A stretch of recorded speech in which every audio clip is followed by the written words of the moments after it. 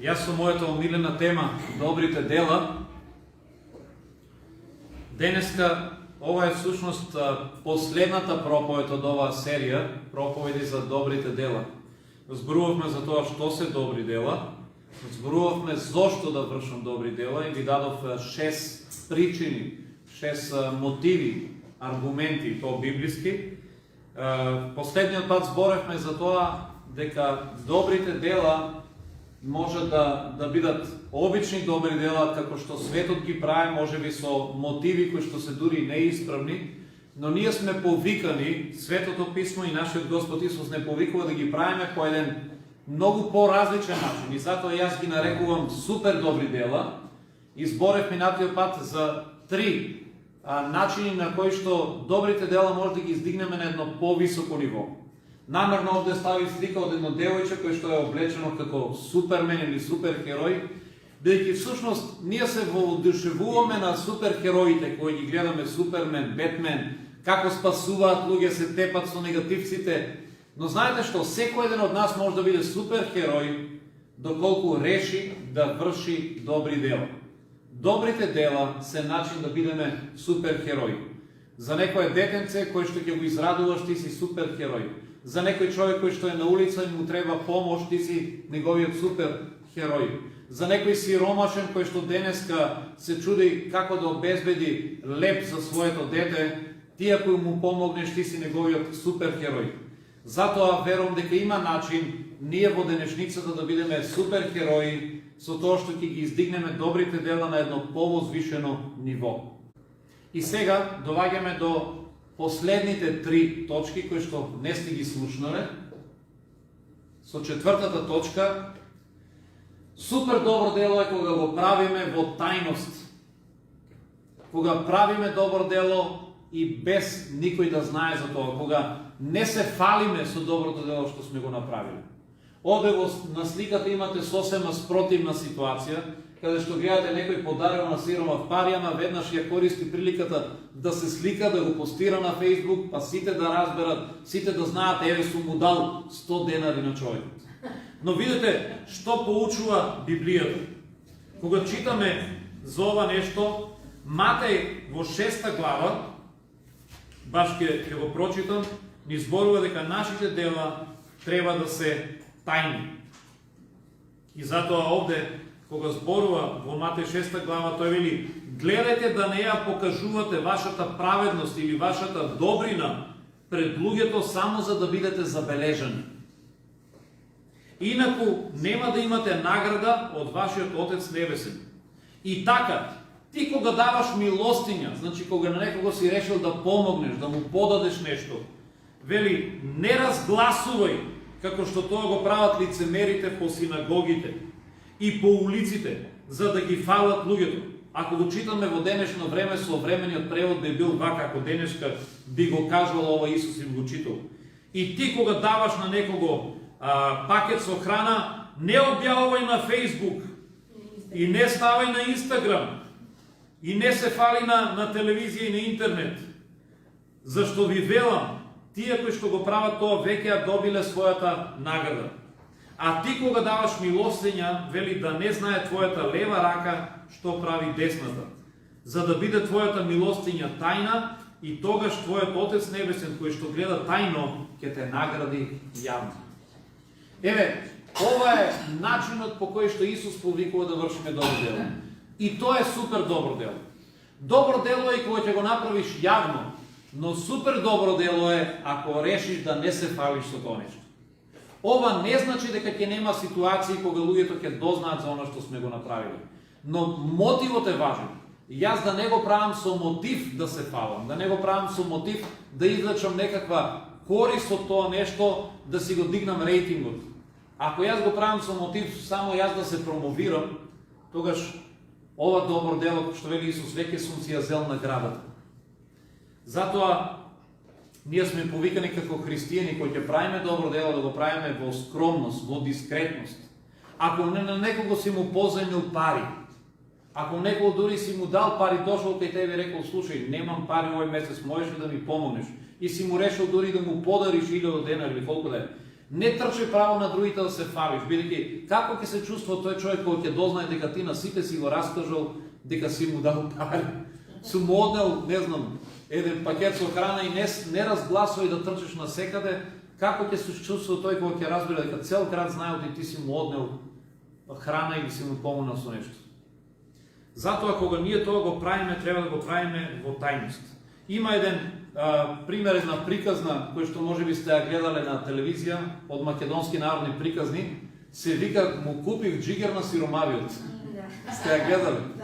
Улогата имаше Ѓорги Колозов, кој што беше чорбаджија, богат, и тој влегува во една месарница да си купи месо за некој празник, беше за Божик, Великден, што и да е. Во исто време влегува еден сиромав и тој сиромавиот немаше доволно пари да си купи джигер. Богатиот Ѓорги Колозов рече: "Еве, јас ќе доплатам, јас ќе ти го купам джигерот, ама мора да ми завршиш една услуга. Сега полутката што си ја купив, тоа големото прасе, ти ќе ми ја однесеш до дома." И сиромавиот што да прави? Вели: "Добро, ајде." И како ја носи овој полутката на кај дома, богатиот секој што ќе го сретне во селото вели: го гледаш како овој сиромавиот? Му купив джигер денеска. Джигер му купив на сиромавиот." Пак некој друг ќе сретне по патот, абе на цело село се испофали. А овој сиромавиот само ја ведне главата, умира од срам, незгодно му е, непријатно, бидејќи цело село разбра дека богаташот, чорбаджијата, му купил джигер на сиромавиот. Се едно направил која знае колку голема работа.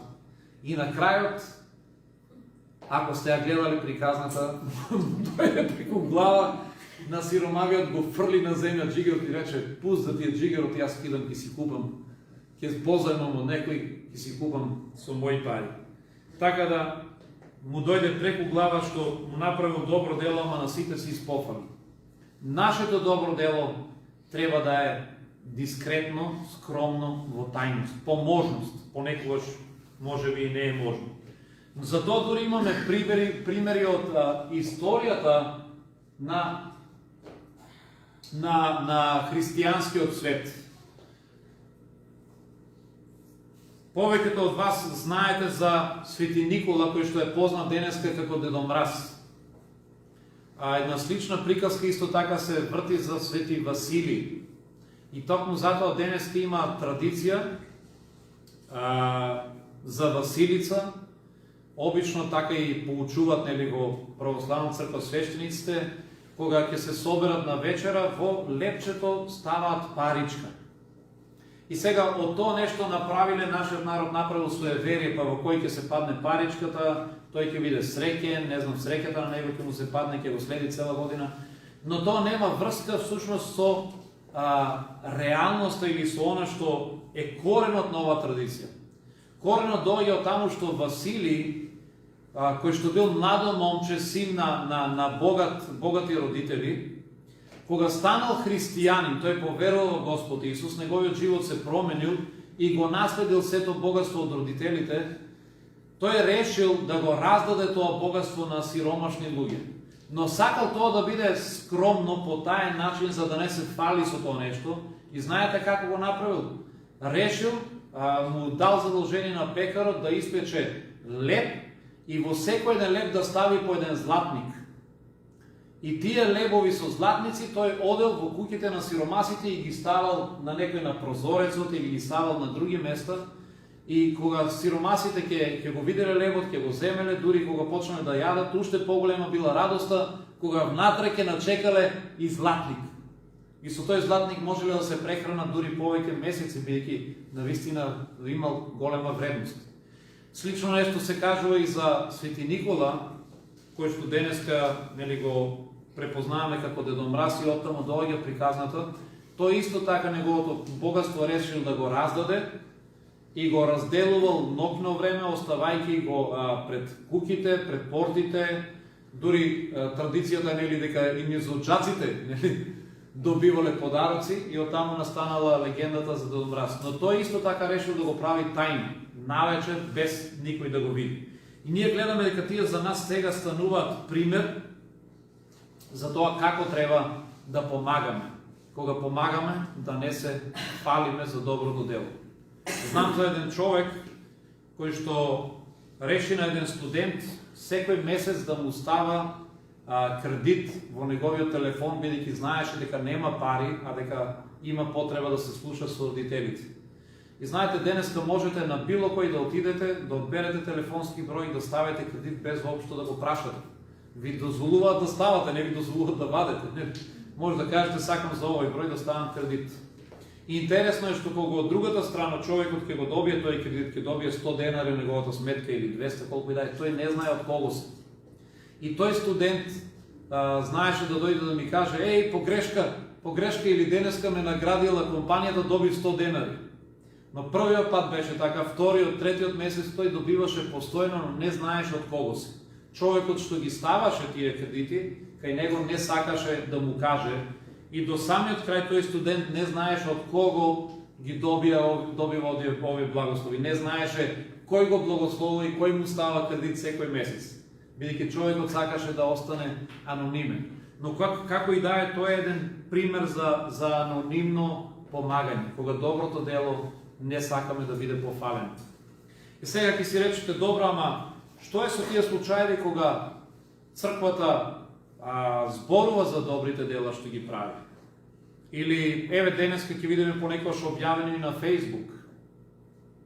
Постои една разлика која што мора да ја направиме, кога објавуваме или се зборува за добрите дела. Ние сме повикани да не се фалиме за нашите добри дела, она што јас лично го правам. Ако јас сум решил на некого да дадам, сме повикани за тоа да не разгласуваме. Но тоа не значи дека колективно како црква ние не смееме да кажеме што црквата прави. Или пак не смееме да пофалиме туѓо добро дело. Значи, тука треба да ја правиме разликата. Кога ние некојаш ќе објавиме на Facebook, ние пофалуваме туѓо добро дело. Скоро јас бев објавил за еден човек кој што анонимно реши да подари некаде 7 или 8 ранци со школски прибори. Рече, дајте ги на сиромашни семејства.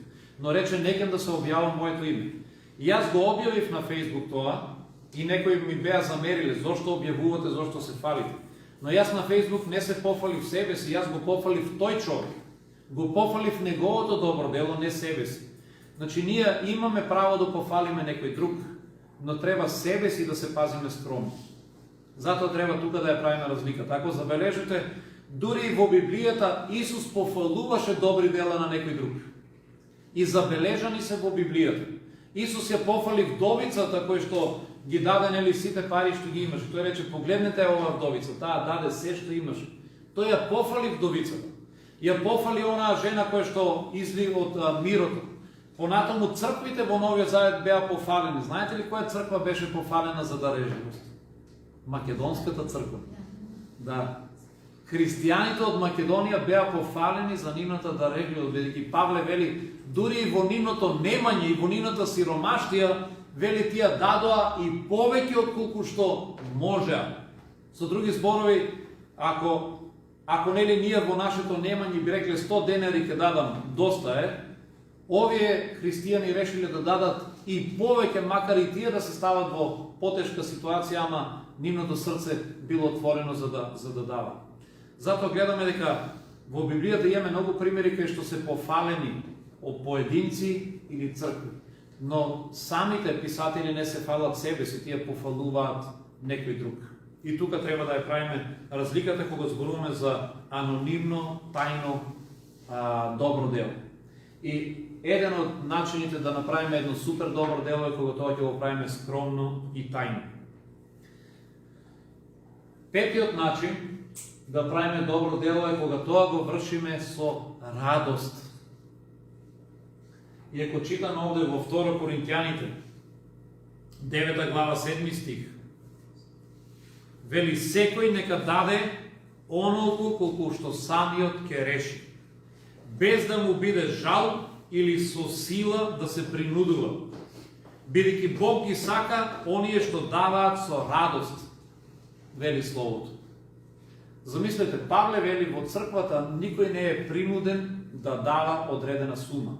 Ние никого не принудуваме, ти мора денеска да дадеш 1000 денари, па не мора да дадеш ни 100 денари. Вели Павле, колку треба да дадеш? Треба да дадеш толку, колку што си спремен да дадеш со радост. Има еден интересен пример, некој детенце, таткото му дал 100 денари и рекол, сега ако ќе бидеме во црквата, сакам нели да ги ставиш тие 100 денари во кошчето за Господа. И кошчето дошло до него, поминало, но детето не ги ставил. И таткото го видел, тој и после богослужител да го прашал, зошто не ги стави 100 денари? Детето рекол, па татто во Библијата пишува, кога ќе даваме, да даваме со радост, а мене не ми беше радост и не ги дадам. Не бев спремен да ги дадам со радост. Затоа колку сме спремни да дадеме со радост? Колку сме спремни да направиме добро дело со радост? И кога даваме, дали го правиме со радост или затоа што чувствуваме дека ни е должност? Ние можеме да направиме добро дело од должност, но ако сакаме да го направиме супер добро дело, тогаш треба да научиме да го правиме со радост. Павле вели, секој нека дава онолку, колку што бе спремен да даде со радостно срце или со расположено срце. Бог сака кога ги правиме добрите дела, да ги правиме со љубов, со радост, со едноисполнето срце. Или кажано поинаку македонски, кога ќе го правам да ми е мера кога го правам. Не е да го правам, ама ајде сега ме натера, него. Прави го со мерак. Ако си решил на некој да му помогнеш, помогни му со мерак. Јас зборував еднаш дека добрите дела предизвикуваат радост во нас. Често пати сме го искусили кога на некој ќе направиме добро дело, после тоа се чувствуваме нели убаво исполнет, велиме на овој човек му помогна. Израдував едно семејство. Но овде одиме еден чекор понапред. Овде сме предизвикани да го правиме уште однапред со радост, пред да ја почувствуваме радоста што ќе дојде од направеното добро дело. Јас однапред да одлучам и да кажам, мерак ми е да помогнам на Радка. Мерак ми е на овој човек да му излезам во пресвет. Ќе го направам со радост. Баш сакам да помогнам. И тоа значи да ги правиме добрите дела со радост. Кој ќе го направиш да биде од срце, да биде со кејф, не само туку така, ајде, кај ти дадов, па сега тука и бараш и преку леп погач, ајде, бега од тука и да не те гледам веќе. Нати ова корката тука со леп и бега од тука. Знаете, ние можеме да го направиме некако штуро, бедно добро дело. Сум ти дал нешто, еве ти тука еден партал, еве ти една блуза, оди таму и бега да не те гледам. Или можеме да кажеме, на овој човек ќе гледам да му го дадам најубавото. Ако бирам да му дадам од дома алишта, ќе ја изберам најубавата блуза, сакам да му ја дадам.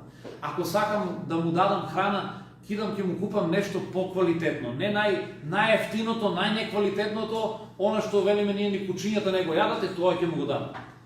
Сакаме да биде нешто што ќе биде дадено од срце. Нешто што ќе му го дадам или ќе го направам и ќе му помогнам со кејф. Имаше скоро објавено на интернет една ситуација за некој девојче за кое што се покрана иницијатива да се за неја обезбеди да се купи лежај и биро. Значи имаше тоа девојче од сиромашно семејство потреба од креветче и некое биро. И сега се собираа на пари, на интернет се собираа пари, се собираа, не знам, идеи некој како да помогне, дали има некој што сака да го направи или да го купи, да му помогне тоа девојче. Интересно е што девојчето во незиниот коментар напишало, јас би сакал, ако е можно, би сакала бирото и креветчето да бидат во розова боја. И кога го читаме тоа нешто, нели мило ни е, велиме, замислете, девојчето има и своја желба, сака, ако е можно, да биде во розова боја. Нема ништо погрешно во една таква желба, нели? Но на тоа се изнареди еден куп коментари. И знаете какви беа коментарите? Многу од нив беа злобни коментари. Ајде, кај дават, па сега и бира. Па сега преку леп погача, кај нема, видија сиромашна бедна, па сега тука и розова боја сакала да и се даде. У стил, ајде, бега од тука, ти сега тука и ќе наоѓаш па и мани, па и ќе бираш. Биди срекна таму, ако ти најдат било каков кревет некој, каков и да е стар, земи го таму и биди благодарен. Но еден човек се најде, кој што напише и рече, јас ќе обезбедам креветче и биро со розова боја. Тој реши да излезе во пресрет и може да замислите зошто овој човек реши да го направи тоа нешто. Затоа што тој сакаше неговото добро дело да го израдува срцето на ова девојче. Тој сакаше да направи добро дело со кејф, со мерак, а не само туку така, еве, се решив и од ова добро дело го исполнив. Тој сакаше, ако е можно, да ја задоволи желбата на девојчето. И затоа реши да ја подари токму со таа боја што ја сака. Бидејќи неговото дело беше од срце, од мерак. Може би го кошташе повеќе, може би требаше специјално да го порача, но во секој случај тој реши да излезе во пресет. Не секогаш сме во можност, нели, да задоволиме желбата на оној што има потреба, но кога сме во можност, тоа значи да направиме добро дело од срце, со мерак. Да не биде само туку така. Има пример за еден христијанин од некое село, кој што бил побогат човек и дури тој самиот произведувал сувомеснати производи. Имал своја пушилница со месо и ние знаеме колку убаво може да биде тоа месо, но и колку знае да е скапо. И еден ден на неговата врата затропал некој сиромав човек, се гледал дека човекот не е од тоа село, случајно дошол на неговата врата и поборал ако е можно да добие некое парче леп, било што, некаква храна за тој ден да се прехрани. И човекот кој што имал, да кажеме, огромна количина месо долу во подрумот закачено на гредите, решил да се симне и си рекол во неговото срце: абе, овој човек прв пат тропа на мојата врата. Го гледам дека е сиромав, по лицето ми стое со честно срце, сакам да го благословам. Му така дошло убаво на срцето, му дошло мерак, рекол: нема да му дадам само некаква колбаска, сак ќе му дадаме на цела полутка месо, па нека се израдува, нека го израдува и неговото семејство, дома и неговите деца, нека им ме однесе. И така со такво срце исполнето со кејф, се симнал по скалите во подрумот за да ја откачи полутката и да му ја даде. И тогаш ѓаволот почна да му шепка на увото: абе, ти будала ли си цела полутка да му даваш? Ти улав ли си?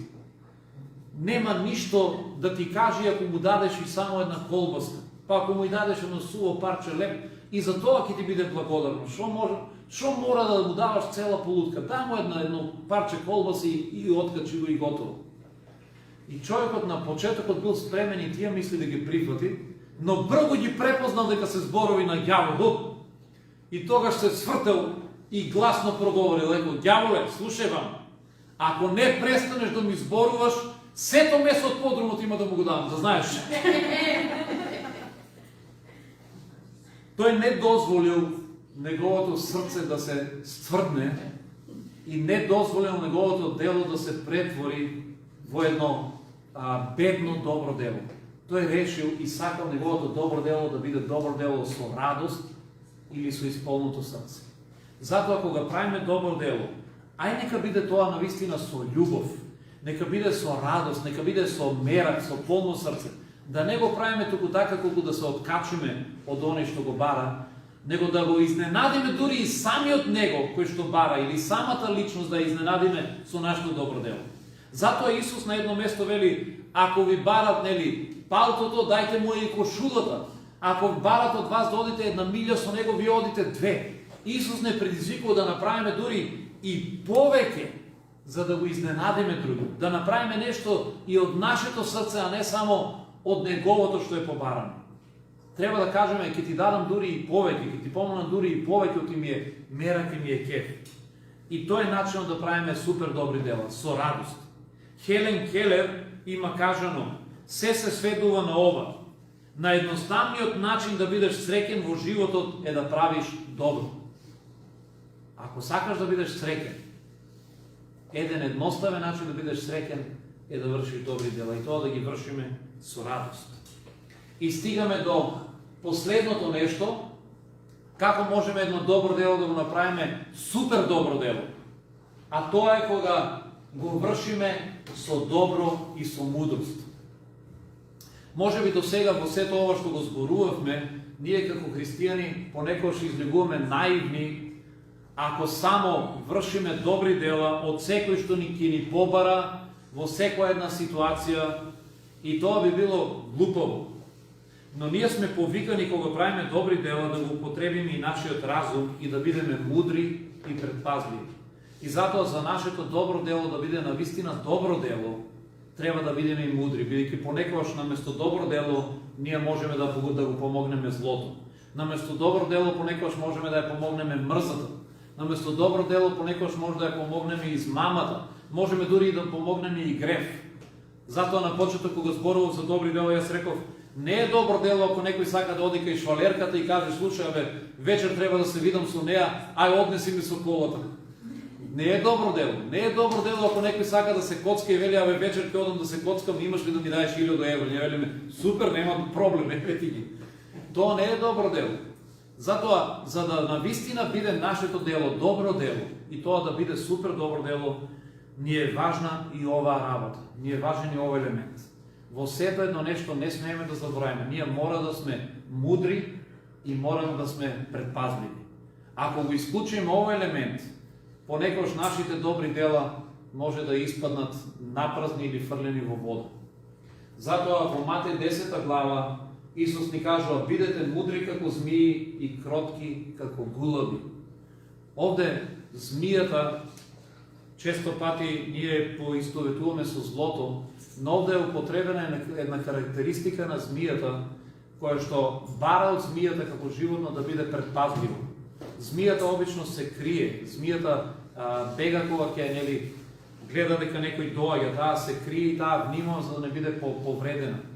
И овде се бара од нас да бидеме мудри како змии, да бараме исто така змијата бара начин како да влезе некаде, бара дупка за да влезе на некое место и ние треба да бараме правилен начин како да го извршиме доброто дело, а не по погрешен начин. И затоа се бара од нас таа мудрост на змијата, но истовремено треба да го запазиме нашето срце невино и чисто како на гуло. И ова е тешко да се балансира во овој измамлив свет. Живееме во свет каде што сите сакат да извлечат корист од добрите луѓе. И сте забележали ли дека кога ќе намиришат дека сте добар човек, наеднаш многу луѓе ви се прилепуваат и тие што треба, ама и тие што не треба. И доаѓаат секакви луѓе да ве користат. И понекогаш ви доаѓа и преку глава, затоа што знаете дека дури параат и оние што не заслужуваат или оние кои што и не им треба помош. И токму затоа Исус вели да бидеме мудри. Бидејќи на едно место Исус кажува дека има во овој свет многу волци кои што се во овча кожа. Затоа и сликата овде имате, гледате, личи на овца, ама во сенката ќе препознаете волк. И токму ако го читате контекстот на ова што го читав пред малце, вели бидејќи ние сме, ве праќам вели како овци помеѓу волци, затоа бидете мудри како змии. Во овој свет ние се наоѓаме на вистина како овци помеѓу волци. Околу нас светот не е воопшто наивен, светот нема да не штеди, светот нема да биде спрема вас добар, светот многу пати ако му дозволите ќе ве злоупотреби, ќе ве искористи и ќе ве фрли. И затоа многу пати сме повредени. И токму таа прича на Исус не повикува, кога правиме добри дела, ние мораме да го правиме тоа со предпазливост и со мудрост. Често пати ако не го правиме така, ќе бидеме злоупотребени. Не знам, не сум сигурен дали имам споделено еден пример кој што е анекдота, е малце комичен, ама знаете на нашата врата тука, бидејќи живееме во црква, многу пати затрупуваат и звонат луѓе кои што бараат различни видови на помош. Некој бара пари, некој бара да му помогнеме со лекови, некој бара, не знам, да го однесеме до некаде што и да е храна. И се случуваше еден период, едно девојче неколку пати задзвонуваше и јас ќе се симнам и ќе ми побараше пари за превоз. Таа знаеше да ми каже, јас сум од Тремник, тука доаѓам на училиште и сега треба си одам дома и немам пари за превоз, ако може чичко да ми помогнете. И јас без да се размислам ќе извадам 50 денари, 100 денари ќе ги дадам. Кога гледам девојчето, викам како да го оставам, нели, да седе тука, а сега нема како да си оди. И ми паѓаше жал и давав 100 денари и девојчето ќе си заминеше. Но во една прилика, не знам, веројатно јас не бев тука, кога девојчето задзвонило, се симна мојата сопруга. И таа се симнува и девојчето со истата приказка. Неам пари, јас сум од Тремник, ако може да ми дајете 100 денари за да си одам, сега заврши школото, часовите и треба да си одам. Ама жена ми малку го уклучила мозокот некако мене, јас така наивно давам. Таа со незиниот ум, како што Библијата не поучува кога помагаме да бидеме мудри и предпазливи, таа рекла, добро, ти ако одиш на училиште, немате ли вие обезбеден школски превоз? И девојчето се стаписало и рекло, па имаме. А добро, тој превоз не ли е бесплатен? Па да, бесплатен е. Па зошто тогаш ми да бараш пари за превоз, кога имате обезбеден бесплатен превоз? И девојчето се збунило, знаеш што да каже и рекла, а може ли ти да го викнеш тој дебелиот од озгоре? Мислејќи на мене. Даниела е рекла, кој дебел, нема тука дебел. Има еден дебел, стално ми дава пари, не го викни го. Така да, кога се фатило во тесно, девојчето свати по-добро тој дебелиот да беше тука, тој дава без да размисли. Но мојата сопруга, гледате, таа размислила дека во овој случај ова што го бара девојчето нема основа, затоа што таа веќе има бесплатен превоз или лаже или парите ги користи за нешто друго. Така да ние треба да бидеме мудри. Кога ќе доаѓаат луѓе да ни барат некаква помош, ние треба да сме спремни и со отворено срце да излеземе во пресек. Но треба и да сме внимателни и мудри дали овој човек сака да ме измами, особено кога станува збор за луѓе што не ги познаваме. Мене ми е многу полесно за било кој од вас кога ве познавам да не се ни размислувам, бидејќи јас ја знам вашата ситуација. Ако Радка ми каже, пасторе, може ли да ме однесеш со ногата, имам проблем, јас знам дека не ме лаже, знам дека има проблем, знам дека се правеше операција. Но ако дојде некој непознат и каже, дај ми пари за операција или прави скоро операција за коленото, јас не сум сигурен дали ја кажува вистината. Може би е искрен, но може би и само сака да ги извлече моите пари, бидејќи не го познавам. Во тој случај добро е секогаш да ги испитаме работите. Еднаш ми дојде во црквата еден човек од Неготино кој што ми бараше пари за неговата жена, кој што требало да се прави операција, била многу критична работата, доколку не се направила во скоро време, можно било и да умре, и некакви такви трагични приказни. И знаете, во таква ситуација срцето ќе ви се натажи и сакате да помогнете. Но Бог ми даде мудрост и јас му реков, може ли ти да ми дадеш податоци за тебе, твоите име и презиме, телефон? Јас не можам за поголема сума сам да одлучувам, имаме тука одбор, па сакам да разговарам со тие луѓе, да видиме што можеме да направиме.